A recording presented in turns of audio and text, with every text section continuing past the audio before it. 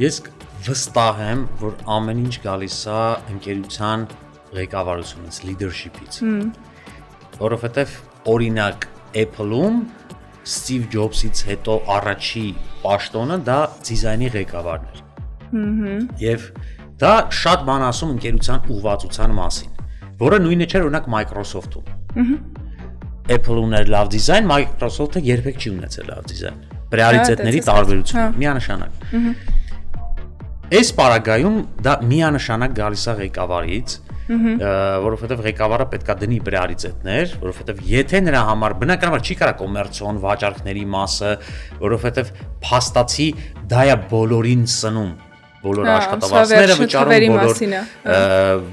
վճարները, բոլոր կոմունալները, ամեն ինչը գալիս է այդ վաճառքից, բայց այդ ամեն ինչի ստեղծողը մարդիկ են։ Եվ եթե այդ մարդիկ չունեն լավ պայմաններ, իրենց լավ չեն զգում եւ չեն կրում այն արժեքները, որը ընկերությունը ունի, ես ուղղակի չեմ պատկերացնում սցենար, որ այդ ընկերությունը կամ երկար կյանք ունենա, կամ լավ պրոդուկտ տա, եւ դա միանշանակ այդ աշխատողների օրինակ անտարբերությունը կամ իրանց